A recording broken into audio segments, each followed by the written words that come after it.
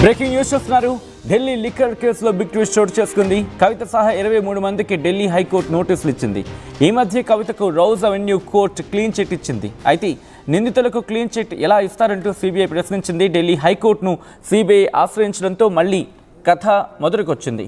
తమ స్థైర్యాన్ని దెబ్బతీసేలా trial court తీర్పు ఉందంటూ కూడా చెప్పుకొచ్చింది సిబిఐ వాదనను పరిగణలోకి తీసుకుంది ఢిల్లీ హైకోర్టు. విచారణ అయ్యేదాకా ఈడీ కేసు విచారణను వాయిదా వేయాలని రౌజ్ అవెన్యూ కోర్టును ఆదేశించింది ఢిల్లీ హైకోర్టు. పనిలో పనిగా కవిత సహా 23 మందికి ఢిల్లీ హైకోర్టు నోటీసులు కూడా జారీ చేస్తున్నట్టుగా తెలుస్తోంది. దానికి సంబంధించి బిగ్ బ్రేకింగ్ న్యూస్ చూస్తున్నారు. కొద్దిసేపటి క్రితం ఈ డెవలప్మెంట్ చోటు చేసుకుంది.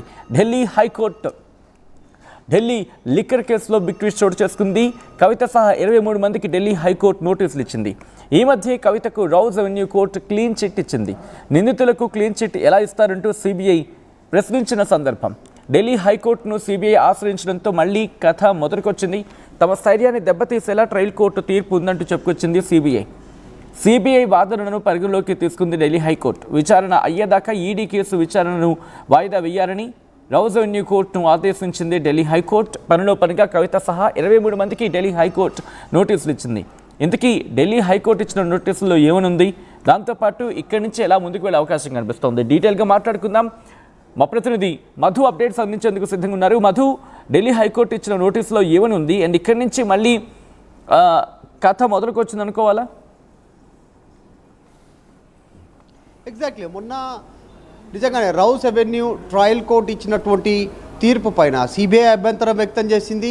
హైకోర్టును ఆశ్రయించినటువంటి పరిస్థితి. సిబిఐ స్పష్టంగా మా దగ్గర ఆధారాలు ఉన్నప్పటికీ వాటిని ఆధారాలుగా రౌజ్ అవెన్యూ కోర్టు వాటిని పరిగణలోకి తీసుకోలేదు. లిక్కర్ కేసులో చాలా ఢిల్లీ చరిత్రలోనే అతిపెద్ద స్కామ్ ఇది. దాదాపు 2000 కోట్లకు పైగా జరిగినటువంటి అవినీతి సంబంధించినటువంటి లింకులు ఉన్నటువంటి కేసు ఇది అనేటువంటిది సిబిఐ మరొకసారి ఉటంకించే ప్రయత్నం చేసింది. దాంట్లో దాదాపు 45 కోట్ల నుంచి 200 కోట్ల వరకు చేతులు మారాయి. లంచాల రూపంలో అధికారులకు, అక్కడ ఉన్నటువంటి రాజకీయ పార్టీ నాయకులకు డబ్బులు అందజేశారు. హవాలా రూపంలో కూడా డబ్బులు ఇచ్చే ప్రయత్నం చేశారు అనేటువంటిది సిబిఐ కోర్టు చెప్పింది. మా దగ్గర ఉన్నటువంటి సాక్ష్యాధారాలను వాటిని సాక్ష్యాధారాలుగా పరిగణలోకి తీసుకోలేదు రౌజ్ అవెన్యూ కోర్టు, మమ్మల్ని ఒక రకంగా ఇది కించపరిచేలా చేసింది అనేటువంటి స్టేట్మెంట్ చేశారు. దాంట్లో ఢిల్లీ హైకోర్టుకు సంబంధించి ప్రస్తుతం ఈ అంశంతో ఈ తీర్పు చెప్పడంతో వచ్చే ఈ మార్చి 16వ తేదీ వరకు దీనికి సంబంధించినటువంటి స్టే విధిస్తూ నిర్ణయం తీసుకోవడం జరిగింది.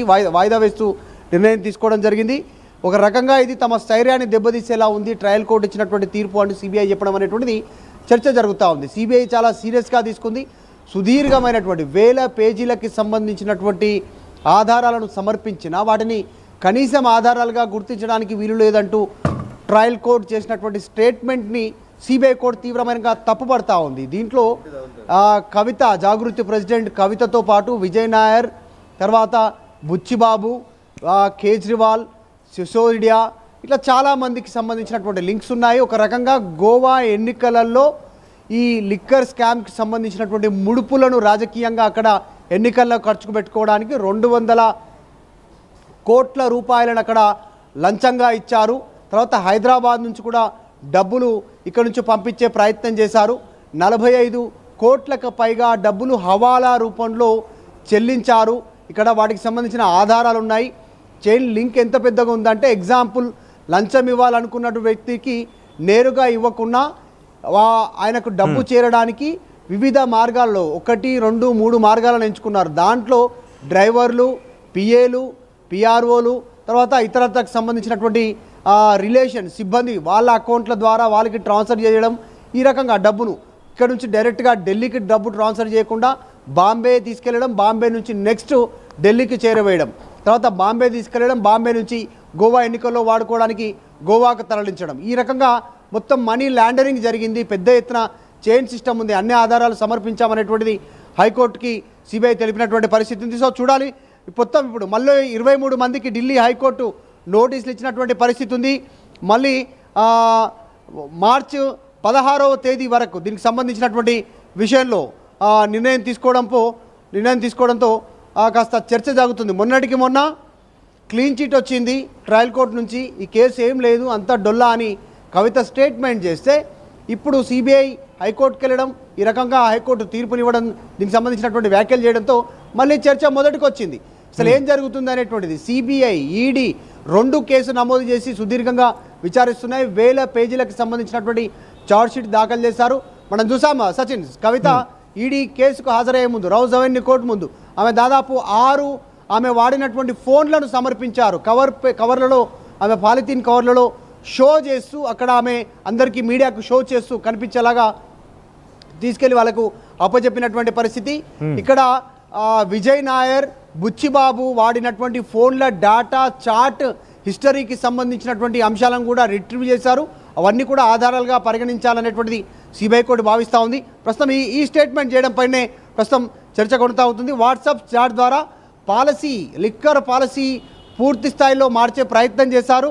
దాంతోపాటు ఈ మార్పుకు డబ్బులను ఎరగవేశారు లంచాలుగా అనేటువంటిది కూడా సిబిఐ దీంట్లో పేర్కొన్నటువంటి సిచ్యువేషన్ అయితే కనిపిస్తూ ఉంది. దాదాపు 19 కోట్ల నుంచి 100 కోట్ల వరకు కేవలం లిక్కర్ కేసుకి సంబంధించినటువంటి పాలసీ మార్పుల కోసమే లంచాలు ఇచ్చినట్టుగా, తర్వాత వాళ్ళ అనునాయులకు వాళ్లకు వర్గాలకు దక్కేలాగా 200 కోట్ల వరకు లంచాలు చేరవేసినట్టుగా ఇది మరొక స్టెప్.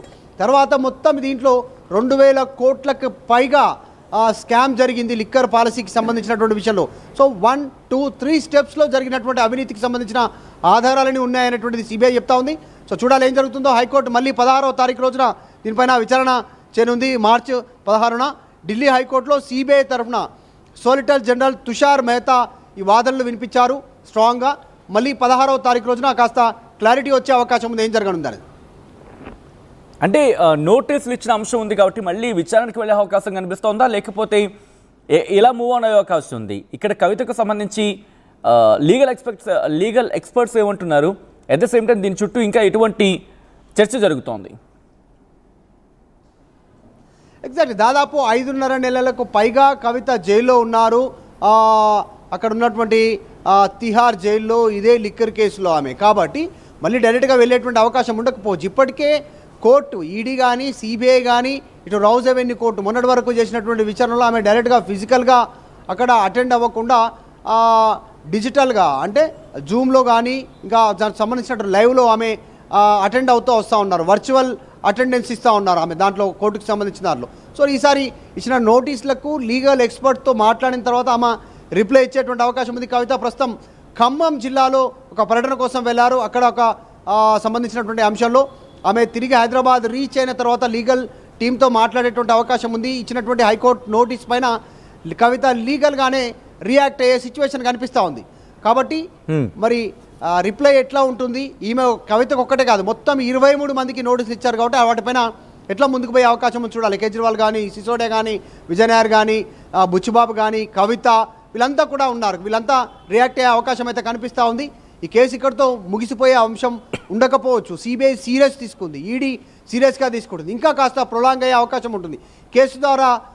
కేసులో కాస్త ఉపశమనం వచ్చిందని కవిత కాస్త ఈ మధ్యకాలంలోనే మీడియాతో మాట్లాడారు, ప్రెస్ మీట్లో మాట్లాడారు.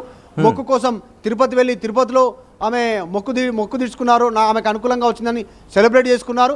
అంతలోపలనే హైకోర్టు మళ్ళీ ఒక బాంబు లాంటి వార్త, మళ్ళీ నోటీస్ ఇచ్చినటువంటి సిచ్యువేషన్ ఉంది. పక్కా ఆధారాలు ఉన్నాయని సిబిఐ ఘంటాపదంగా వాళ్ళ న్యాయవాది ద్వారా చెప్పే ప్రయత్నం చేస్తూ ఉంది హైకోర్టులో. చూడాలి ఎక్కడి వరకు వెళ్తుందో కేసు. ఇంకా ప్రొలాంగ్ అయ్యే అవకాశం కనిపిస్తూ ఉంది. ఒక రకంగా కవితకి ఇది మరొక బిగ్ షాక్ లాంటిదే. Right Madhu, thanks for the update. మొత్తంగా అయితే మాత్రం ఢిల్లీ లిక్కర్ కేసులో బిగ్ ట్విస్ట్ చోటు చేసుకుంది. కవిత సహా 23 మందికి ఢిల్లీ హైకోర్టు నోటీసులు ఇచ్చింది. ఈ మధ్య కవితకు Rouse Avenue court clean chit ఇచ్చింది. నిందితులకు క్లీన్ చిట్ ఎలా ఇస్తారంటూ సిబిఐ కాస్త ముందడుగు వేసే ప్రయత్నం చేస్తుంది. దీంతో ఢిల్లీ హైకోర్టును ఆశ్రయించే ప్రయత్నం చేస్తుంది. ఢిల్లీ హైకోర్టును ఆశ్రయించింది సిబిఐ. దీంతో కథ మళ్ళీ మొదటికొచ్చింది. తమ స్థైర్యాన్ని దెబ్బతీసేలా ట్రయల్ కోర్టు తీర్పు ఉందంటూ చెప్పుకొచ్చింది సిబిఐ వాదనను పరిగణలోకి తీసుకుంది ఢిల్లీ హైకోర్టు. విచారణ అయ్యేదాకా ఈడీ కేసు విచారణను వాయిదా వేయాలని రౌజ్ అవెన్యూ కోర్టును ఆదేశించింది ఢిల్లీ హైకోర్టు. పనిలో పనిగా కవిత సహా 23 మందికి ఢిల్లీ హైకోర్టు నోటీసులు ఇచ్చినట్టుగా తెలుస్తోంది.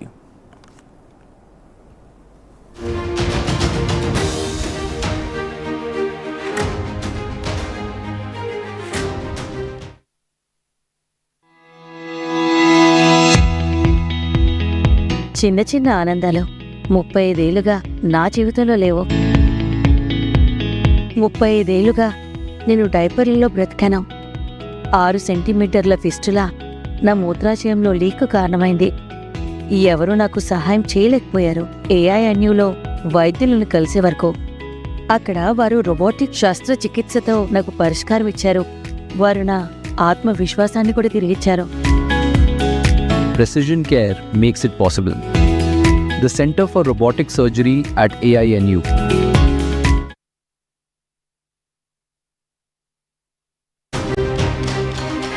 డబ్బులు ఇచ్చే ప్రయత్నం చేశారు అనేటువంటిది సిబిఐ కోర్టు చెప్పింది. మా దగ్గర ఉన్నటువంటి సాక్ష్యాధారాలను వాటిని సాక్ష్యాధారాలుగా పరిగణలోకి తీసుకోలేదు రౌజ్ అవెన్యూ కోర్టు, మమ్మల్ని ఒక రకంగా ఇది కించపరిచేలా చేసింది అనేటువంటి స్టేట్మెంట్ చేశారు. దాంట్లో ఢిల్లీ హైకోర్టుకు సంబంధించి ప్రస్తుతం ఈ అంశంతో ఈ తీర్పు చెప్పడంతో వచ్చే ఈ మార్చి 16వ తేదీ వరకు దీనికి సంబంధించినటువంటి స్టే విధిస్తూ నిర్ణయం తీసుకోవడం జరిగింది.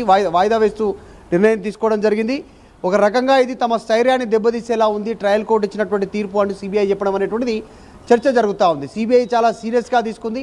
సుదీర్ఘమైనటువంటి వేల పేజీలకి సంబంధించినటువంటి ఆధారాలను సమర్పించిన వాటిని కనీసం ఆధారాలుగా గుర్తించడానికి వీలు లేదంటూ ట్రయల్ కోర్టు చేసినటువంటి స్టేట్మెంట్ని సిబిఐ కోర్టు తీవ్రమైనగా తప్పుపడతా ఉంది. దీంట్లో కవిత, జాగృతి ప్రెసిడెంట్ కవితతో పాటు విజయ్ నాయర్, తర్వాత బుచ్చిబాబు, కేజ్రీవాల్, సిసోడియా, ఇట్లా చాలామందికి సంబంధించినటువంటి లింక్స్ ఉన్నాయి. ఒక రకంగా గోవా ఎన్నికలలో ఈ లిక్కర్ స్కామ్కి సంబంధించినటువంటి ముడుపులను రాజకీయంగా అక్కడ ఎన్నికల్లో ఖర్చుకు పెట్టుకోవడానికి 200 కోట్ల రూపాయలను అక్కడ లంచంగా ఇచ్చారు. తర్వాత హైదరాబాద్ నుంచి కూడా డబ్బులు ఇక్కడ నుంచి పంపించే ప్రయత్నం చేశారు. 45 కోట్లకు పైగా డబ్బులు హవాలా రూపంలో చెల్లించారు. ఇక్కడ వాటికి సంబంధించిన ఆధారాలు ఉన్నాయి.